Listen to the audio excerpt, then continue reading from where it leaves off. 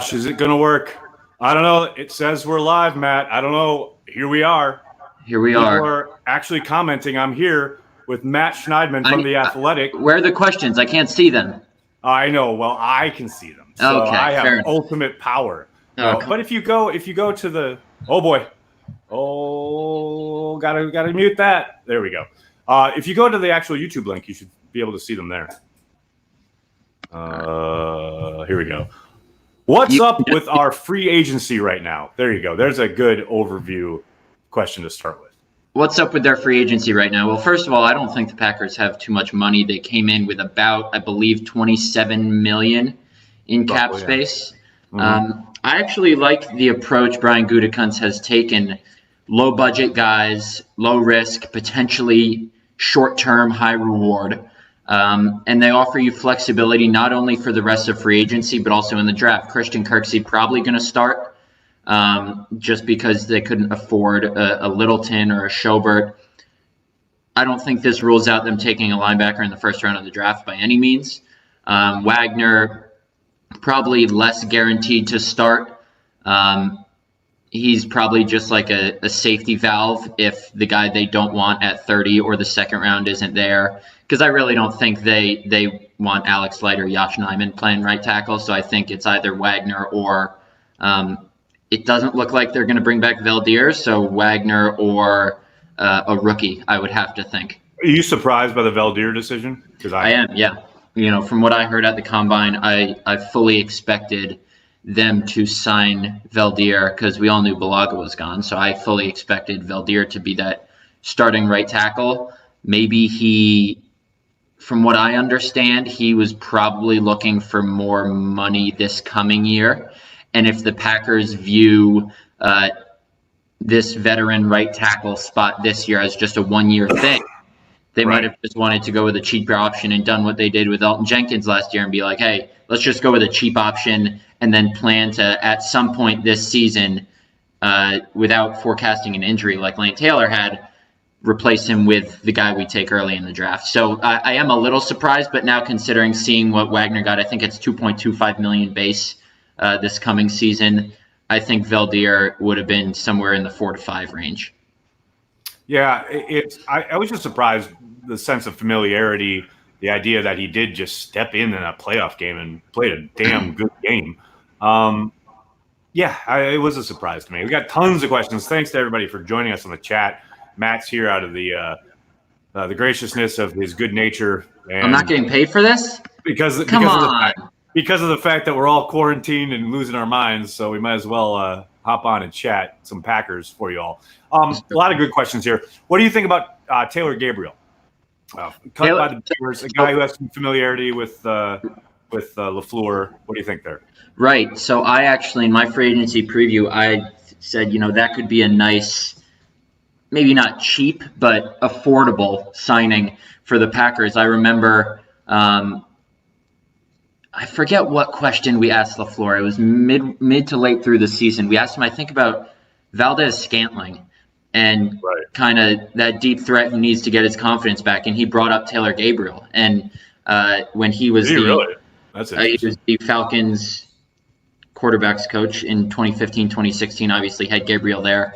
Gabriel, all right for the Bears, not great.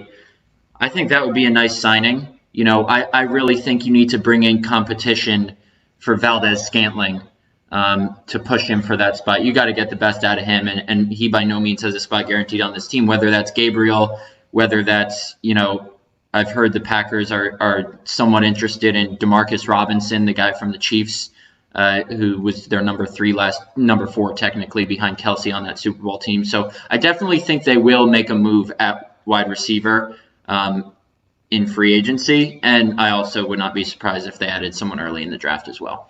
Stanley Williams, thank you for the super chat. Stanley asks, gut feeling, are the Packers getting Brandon Cooks? What do you think, Matt? What's your gut say? In a trade?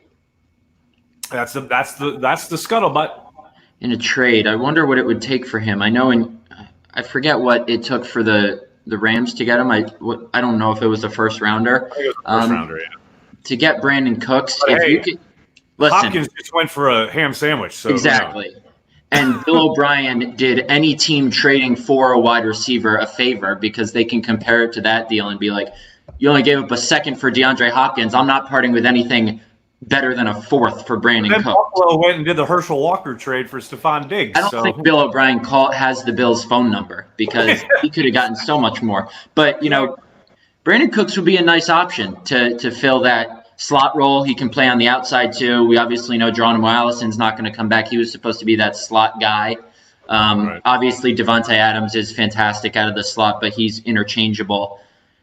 Everyone is talking about, at least from the outside perspective, listening to all the noise and whatever, people just think the Packers are one weapon away from possibly contending with the 49ers. I obviously think it's a little more than that, but getting that weapon, and I've said it for weeks, more than anything else, the next couple of years have to be maximizing whatever Rodgers has left. And I know you're a lot higher on Sternberger than I am just because, we didn't see much from him. And we can get into that later, but wide receiver needs to be addressed. You can't go into the season having Adams, an unproven rookie, without any time practicing because of these offseason restrictions, Lazard and Valdez. Hey, they tendered Kumaro, man. Yeah, okay. Problem solved. They just never throw him the ball. Phil asks, does Gutekunst take a swing at Ebron, or are they set with Sternberger and Bob Tonyan? That's an interesting question. When free agency, when I first started looking into this tight end class, I said, Ebron's probably a more affordable option than Hooper. And I think it was just a change of scenery he needed. And without hearing anything, just a guess, I said, the Packers would probably be a great fit for Eric Ebron. 2 years ago, tied with Devontae Adams for second in the league with 13 touchdown catches. And here's my rationale on Sternberger. I know, he's probably going to blossom into a pretty decent player at some point next year, but he got more snaps as a reserve fullback when Danny Vitale was injured than a tight end who was actually looked at in the passing game rather than a decoy. And I know he had that touchdown in garbage time against the 49ers. I know he, had a couple catches in the playoffs, drew that penalty against Clowney against the Seahawks, but it's not his fault that he missed the first 8 games. That obviously stunted his development. But especially with, like I said, these off-season restrictions because of the coronavirus, I hope everyone's staying safe out there. I just don't know how much this off-season can be used for him to gel with Aaron Rodgers, make that massive jump from not even used to number 1 tight end for an offense that desperately needs one. Now that's the key. What you just said. The situation with the offseason being pushed back does change things a little bit, right? Because of the lack of reps with Aaron Rodgers. Because look, yes, did he miss a ton of time because of injury? No question. But even before then, Rodgers talked about it in training camp, saying that he just had very limited time with Sternberger. Because if you'll remember, because he was a higher draft pick, second day pick, there was some rumblings as camp went on, because he didn't have a lot of production, and then he got hurt in that Texans joint practice. Right. People were like, "Oh gosh, not seeing a lot out of him." But Rodgers even said at his locker, "Look, because of the way practice is set up, he's getting a lot of time with Tonyan, getting a lot of time with Mercedes Lewis, a ton of time with Jimmy Graham. Obviously, Sternberger was running with the 3s and 4s. He's not running with Aaron Rodgers." Can we talk about for one quick second how disastrous that joint practice week was? You got Trevor Davis injured, and that had to have led to his release because he missed a lot of time. I think that was building up over maybe time. Not led to his release, but it contributed, no doubt. If he wasn't like a dead set lock for long term, he could have shown some stuff. Then you lose Sternberger in that game. You lose Oren Burks in that game, and he just disappeared into thin air. And now Matt LaFleur and Gutekunst are saying, we have a team in joint practices. Cleveland Browns are going to come to town. And can't wait. Austin Hooper is going to lay Raven Green out over the middle, and he's going to miss the whole season again. But and then you have Rodgers saying, "I hate joint practices." So but Rodgers isn't the coach. I understand that, but I'm saying I'm Team LaFleur on this. I love the joint practice. So I get what you're saying. I get what you're saying. But look, you get to that point of training camp, and the fact that you're taking away a preseason game going forward, not this year, but starting next year. I'm all for it. Just the sense of having some competition, seeing your guys against other guys, getting that information too, as the personnel people get. Oh, I agree. 90 other dudes that they wouldn't normally. I'm all in on that. I totally get what you're saying. I do think that, Sternberger is going to be pushed back developmentally because of circumstances beyond his control. But to me, you want to get him on the field and you want to develop him. He needs time with Aaron Rodgers. He's a 3rd-round pick. He's entering year 2. Let him play. Let him get out there. Let him, Well, I just think he got all the tools, and we saw it last year. Why I wouldn't be opposed to signing a guy like Ebron is, you see these teams like the 49ers, what they did with Kittle, and to a lesser degree, Ross Dwelly. You see the Seahawks they have Jacob Hollister, Luke Wilson, Greg Olsen, like 3 guys they use fairly often. Why not bring Ebron in, mentor Sternberger until he's ready to go, turn Sternberger loose, and run some 2 tight end sets?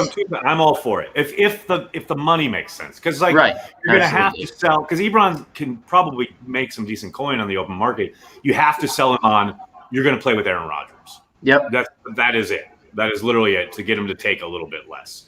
Nicholas, thanks for the super chat. Nicholas wants to know, what would it take to get Josh Rosen? That's been a popular off-season narrative, I think, in Packers fandom as far as trading for their possible future quarterback / backup in the middle. Was a first-round pick the Dolphins gave the Cardinals last year?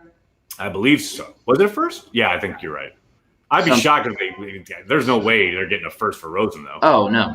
It would be a 3rd, 4th?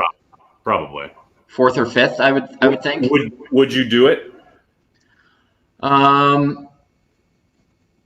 No, because I think you have to be. Listen, I understand Josh Rosen has got the worst end of the stick to start his NFL career. No question. And he's probably a good quarterback, and I understand he's close with Rodgers, and I do think LaFleur could get some nice things out of him. But unless you see, is Josh Rosen that much more equipped than? And I go back to the offseason program thing again. Right. Tim Boyle knows the offense. Josh Rosen doesn't. Yep. Does Josh Rosen, in the disastrous case Aaron Rodgers gets hurt, give you that much better of a chance to win a game than Tim Boyle? And is it worth whatever that margin is, if there is one, how much more likely he is to win a game than Boyle? Is it worth parting with a draft pick? Probably not. And the only way you do that is if you are dead set that he is your next quarterback. If not, wait till Roger. You get a guy via the draft. You don't part with anything to get a guy like Josh Rosen. Nathan, thanks for the super chat. No, there's no word from Dr. Gatto, although there really should be in these times of viruses and problems and medical issues. Jake, thank you for the super chat. Jake says, well, where is it? Cut Taylor and extend Kenny for cap space. Hurry. Are you surprised they haven't moved on from Lane Taylor yet? I am, yeah. The only thing I can think of, and this is not going to happen, is if they want Lane Taylor to start. I don't see them keeping a backup for that much money. I think he's a $4.5 million cap hit. Billy Turner's not good. He's not very good. He was hidden in between Corey Linsley and Brian Bulaga, who helped him look better. Yes. But Billy Turner's not good. The only thing I can think of is but you can't just put Billy Turner on the bench or cut him because of what you signed him for last year.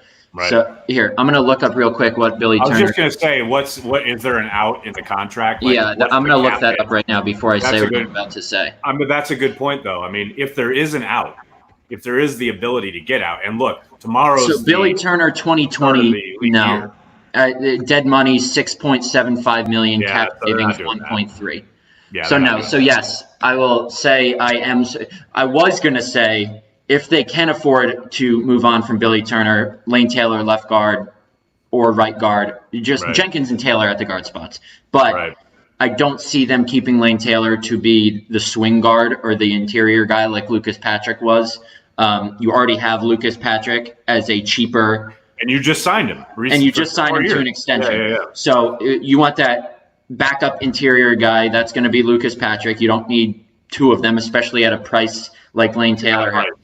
Right. I don't want to say you don't need two of them. Cole Madison will be back, assuming, presumably. But I will say I liked what Cole kind of showed last summer. I mean, it's a long time ago, obviously. Who knows what happens this offseason? But I know he never got on the field. I don't think he was active a game this year, but I think they have something there. I mean, as do I. I'm just going to check Lane's. So they would save over $4 million in caps, or free up over $4 million in cap space by cutting Lane Taylor. I am surprised.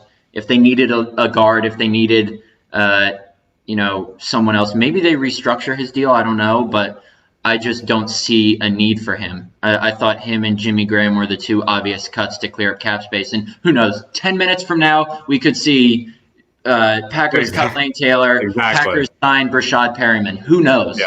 Hey, Matt, welcome to Extra Cheese. This is what happens. I say things, and then the moment I'm done, news happens. So as soon as we get off of here, there will undoubtedly be news from 1265. Yeah. Jitsu, thanks for the super chat. Prayer circle for Kenneth Murray. I don't know why Kenneth Murray needs a prayer circle. He just got everything he needs. Uncultured Barbarian, thank you for the super chat. Nags, I feel sorry for Texans fans. What is it that owner thinking having O'Brien be both head coach and GM? That one-sided fleecing he took yesterday, wowzers. How crazy is it, Matt, to think that on the Saturday night before Brian Gutekunst was set to interview for the GM job in Houston, is Mark Murphy calling Brian Gutekunst during his dinner with Bill O'Brien to offer him the job in Green Bay to be the GM? That's how close it was. That's crazy. Thankfully for Packers fans, I think at this point they can say thankfully because of the job he's done. Agreed. And Texans fans probably have a little bit of regret because I think they're devastated with how their team's being run. I mean, he gave up the farm for Laramie Tunsil. He gave away, who's the other guy they traded? Jadeveon Clowney. Right. And didn't get back a first-round pick for either one of them. Right, and you get rid of DeAndre Hopkins for David Johnson, who granted was like a world beater a couple years ago, but he's been nothing since. And then a second and a fourth rounder next year. I mean, and taking on Johnson's contract. And then not only that was the first dagger in Texans fans' hearts. The second was seeing the Diggs deal and what the Bills gave the Vikings for that. I think the Vikings won that trade. I mean, that might be an unpopular opinion. Oh, I very much agree. Okay. I said that last night on Extra Cheese. Yes. And then Randall Cobb's a nice piece, as people watching this chat know, but 3 years, 27 is what he got. Yep. It's pretty expensive. I mean, it is, but by this time next year, the cap will be so big it won't. That's true. It'll be nothing. But I think more so it's the optics of it because people wanted obviously their next wide receiver signing to be the next Hopkins, and Cobb isn't that. No question. Nicholas, thanks for the super chat. He asks, and this is a very good question considering where they're at in free agency, especially with the inside backers off the board in free agency. Nicholas asks, do you take Murray or Jefferson at 30? Justin Jefferson? I would go with Murray, probably. I mean, same. And I love Jefferson. I love Jefferson, right, but I think you can. Because of the need, you have to. I think. Here's something to think about. That's a wide receiver in this class, Right. Not only that, but let's say Kenneth Murray. I think if Murray's there, you take him. I think you do that. Yeah. And I think if you can I don't know if they're going to re-sign B.J. Goodson. I think they should because he's a pretty decent run defender. Yeah. But if you can have Murray and Kirksey there in the middle, it's not bad. No, I think, You've improved. I'm not going to say exponentially, but you've improved greatly. And Kirksey, just going on the fact that he was a team captain with the Browns, Mike Pettin knows him, obviously trusts his leadership, take Murray under his wing for a little bit. That could be a nice setup there. But like you said, this draft is deep in wide receivers. And here's another thing. If a guy like, the Colts have their quarterback now, Jordan Love might have been an option there. Who knows if Justin Herbert's going to slip. If a Justin Herbert or a Jordan Love slip all the way to 30, which I'm not saying is likely, but it's possible because we've seen possible. Absolutely. You guys might have heard of a guy named Aaron Rodgers who slipped much farther than anyone thought he was going to. the Packers, Brian Gutekunst, who, be not mistaken, has traded out of his first-round pick both years as GM, should be on the phones, or his phones will probably be ringing for teams early in the second round to trade up and get that quarterback, and I would absolutely take that if I were him. Now, I know you have put it out there that, because I think it was in one of your chats where someone said, if there's a quarterback, blah, blah, blah, should they take him? And you said emphatically no. I don't think so.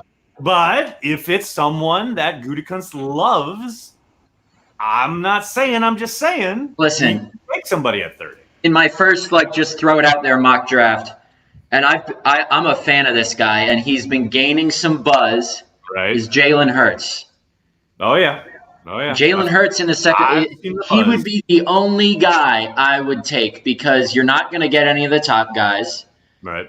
You're Love and Herbert, if they slip, I still don't think they want to spend a first-round pick on a quarterback. Would I be, you know what? Yes, I would be shocked if they spent a first-round pick. If they have 2 second-round picks, if they trade back, or if they just stick with 1 second-round pick, and Hurts is still there late in the second round, by all means, go get him.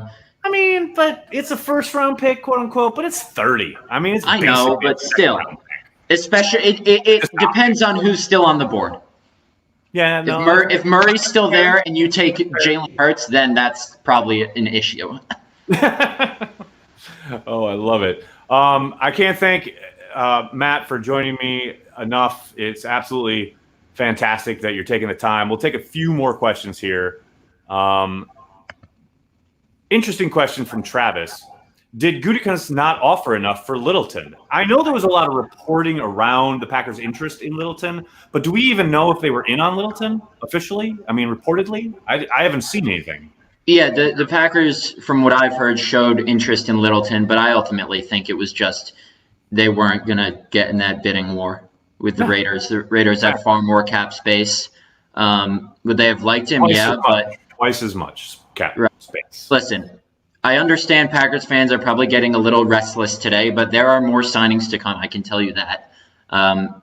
They still have to bring back Tramon Williams, which I fully expect them to do. Right. I expect them to bring back guys like Tyler Ervin, B.J. Goodson, not so much Valdir anymore, but they're going to make some small signings. And I see people say this is a terrible offseason. Well, if you realize maybe the rate. Wait. Yeah, I'm sorry. I was answering a text, and it sounded like you've heard people say this has been a terrible offseason. When I say I hear people say, people are just on Twitter and in the comments getting frustrated that the Packers aren't getting Amari Cooper or Corey Littleton. Like, this team was 1 game away from the Super Bowl. You don't see the Chiefs or the 49ers, maybe the Ravens with Calais Campbell, and Michael Brockers. That's a move I would have liked to see. The Calais Campbell move. There's a reason. You got to turn around and pay him. So there's a reason.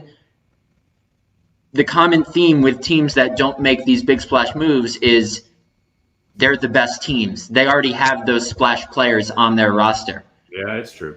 If you don't forget, Zadarius Smith, Preston Smith, Adrian Amos, Billy Turner last year, they can't just do that every year. No, but to that point, say they don't have to sign 4 guys in a day or 2 guys in a day, but they signed those guys on the second official day of free agency, which in this time frame that we're living in right now would be Thursday. Right. It's Tuesday now. That's crazy. People need to slow their roll, because I hear the same stuff like, oh my God, they've done nothing to improve. My least favorite thing, and I was talking to somebody inside 1265 Lombardi about this last night, is this idea of you reach the end of the day, right? We didn't even know if there was going to be a legal tampering period, but kicks off at noon yesterday. You get to 10 o'clock at night, and there are literally blog posts and people on Twitter talking about the Packers didn't get better today. The Packers are no better today than when they start. Do they play on Sunday? What am I no, of course they didn't. I want you to. It doesn't even start until Wednesday. I want you to clip this bit, and here are my 2 cents on that. There is especially when everyone's quarantined, myself included. Right. Aside from the daily mile and a half long walks or jogs I take and keep my distance between people, because there aren't many people out in Green Bay. I'm being responsible. there's such a thirst for information and thirst for everything. People see Amari Cooper, they see Stephon Diggs, they see Kwiatkowski, they see all this. Where are the Packers? Where are the Packers? Remember, two of the most important signings for the Packers last year were Jared Veldheer and Tyler Ervin. You didn't see those coming. At the time those happened, did you say, oh my God, Tyler Ervin's going to revitalize the worst punt return unit in NFL history? And did you say, ooh, Jared Veldheer is going to play a big part in not only getting us a first-round bye when Brian Bulaga gets concussed against the Lions in Week 17, but then when Brian Bulaga can't hold down any food against the Seahawks in the wild card round, allowing one tackle on a running play and not allowing a single. And found out he was starting during warmups. 20 minutes before the game, and then doesn't allow a single pressure, and he's matched up against Jadeveon Clowney, and that's a pretty good Seahawks defensive line. So just patience, breathe. Packer fans, everything's going to be okay, remember. You don't need these big splash signings. You need bits and pieces here. Granted, you need a right tackle, you need an inside linebacker, a wide receiver, whatever, but you have those cornerstones that these other teams maybe don't have. Jake, thanks for the super chat. This will be the last question. Were you surprised the Packers didn't get Littleton after seeing what he signed for? He didn't break the bank. It's clear the Packers didn't want to spend big there, didn't want to spend big at right tackle. And to me, that speaks volumes to what they think about those positions in this year's draft class. I think both Kirksey and Wagner are, I don't want to say stopgap for Kirksey, but proceed with caution signings. Those are not, we signed these guys to start. I think Gutekunst wants to get younger. I think he learned his lesson. Obviously, Corey Littleton is not a Jimmy Graham, but he's learned his lesson on some of these older free agents he signed. And I think bringing in some youth to go along with the veterans they have in that locker room will be a nice mix. I just think it was ultimately too much. You saw how much Joe Schobert went for. I mean, that's a ridiculous price tag for him. Blake Martinez, $10 million. Gutekunst said, I'm not getting involved on that. Yes, we need an inside linebacker, but I'd rather take my chances with a guy who played pretty well when he was healthy a couple of years ago. And then I fully expect them to draft an inside linebacker early as well. As do I. Well, Matt Schneidman from The Athletic, can't thank you enough for joining me on this very special free agent edition of Extra Cheese. Thanks a lot, buddy. And I'm sure we'll do this again as we're quarantined in our homes for the foreseeable future. Thanks a lot. Appreciate it, my friend. Take it easy.